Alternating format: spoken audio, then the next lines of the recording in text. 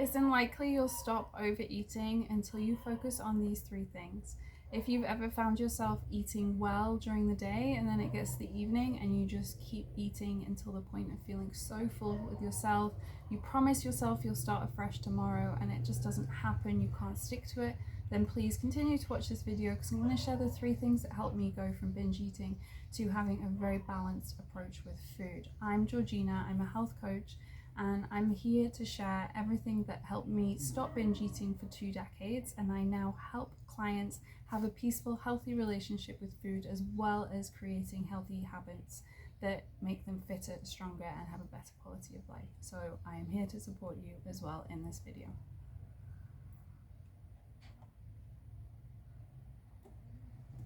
So there are 3 things to focus on that I think we often don't do, and because of that we stay stuck in trying new diets, still overeating, not having that control. The first thing is awareness.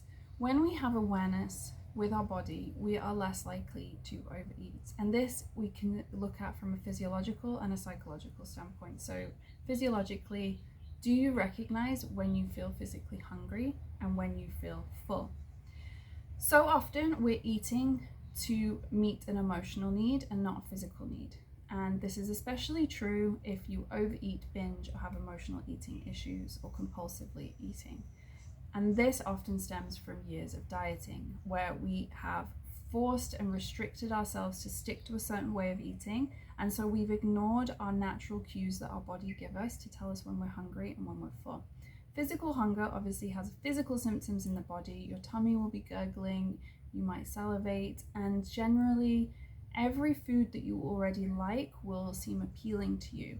Whereas an emotional hunger is meeting that emotional need, is usually for a very specific type of food, and it will feel more urgent, like you have to eat it, and you won't necessarily recognize physical symptoms. And this is why we then overeat. Even if we've just had a balanced meal, we still want more because we're trying to meet the emotional need and there isn't a physical need.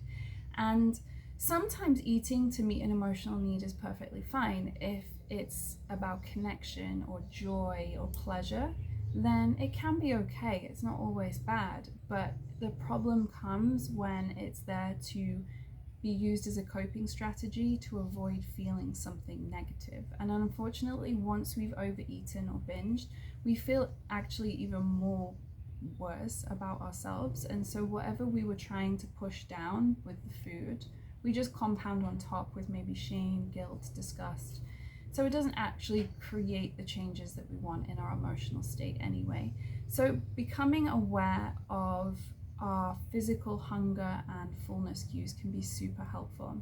Now, one way that you can practically do this is to start mindfully eating 1 meal a day. So that just means that instead of eating while scrolling or eating while reading or watching or talking, you're just eating mindfully. The only thing you're doing is eating, and you're doing it slowly. You're taking slower mouthfuls, you're chewing your food, you're pausing and maybe putting your cutlery down or pushing the food away from you for a few moments before you start eating again. And this will help train you and your mind to connect to your body, to start to feel when you actually feel that physical full symptom. You can even pause and place your hands on your belly, start to breathe into your belly and bring that connection through this mindful eating process. So that's one thing that you can do, that you can start right now today with even a snack if you can't do it with one of your meal times because you always have people around. Now, most diets teach you to follow rules, or healthy eating plans will teach you to follow rules, and it's the same that if you go to a personal trainer in a gym, they'll tell you to follow your macros, blah, blah, blah, blah, blah.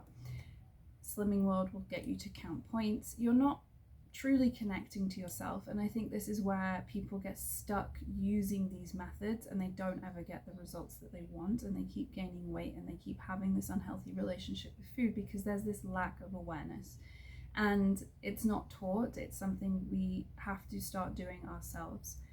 It's also really helpful from a psychological standpoint if you recognize that you are eating for an emotional need, an unmet emotional need, or to push down an emotion you don't want to feel, then reflecting on what that emotion is that you're trying to either avoid feeling or you're trying to meet, and asking yourself, how can I meet this need in my life? If you're feeling lonely, how can you create more connection? If you're lacking purpose, how can you find more purpose in your life? If food is being used as your main source of pleasure, how can you find more pleasure and joy in your life? So it's not as simple as we often think of just following an approach of healthy eating, because if we've got this psychological aspect of using food as a coping strategy, we need to address why that's happening. We don't need to delve deep into trauma. You can if you want to with a therapist. It might be useful for you, especially if you have severe disordered eating, but we don't have to. It's enough to understand it and then let it go and move forward. And so you can do some of this reflective practice on your own. Like I said, this is the work I do where we understand it and then we move forward. And so if you want to trial a free coaching session with me just for 20 minutes to see what it's like, then that's available to you as well if you want to explore that. I will share my booking link in the description notes. Anyway, moving on to the next thing. So once we have more awareness, we want to also have a lot of compassion. Now, I can remember, even though it's been about 7 or 8 years since I've binged, and I had binge eating disorder, I can remember how it felt after I binged. I can remember the shame I felt and the guilt, and just I wanted to punish myself. I was very punitive in the way that I was thinking. It was, this has to stop, drawing a line in the sand. This is what I'm allowed to eat tomorrow. This is how I have to exercise to make up for this. It was very tough. I was very tough on myself, and I completely lacked compassion. We think that being tough on ourselves is going to get the results. Most of the time, it's not how it is. Clients come working to me because they've tried that over and over again, and what they need is more self-compassion. So that's what I want to talk about now, is compassion. When we are compassionate with ourselves, it opens ourselves up to start to try and understand ourselves and be curious. And once we understand ourselves, we can move forward.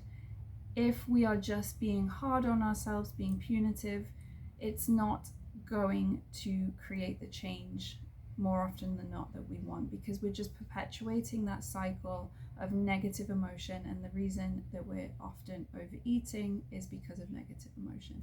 So we want to be compassionate and curious. So asking yourself, what was I really needing in that moment that I don't have? Was I feeling tired or stressed or lonely or restless? Giving yourself what you might need compassionately and with the awareness that we've already explored. And this takes us into action. So awareness, compassion, and then action.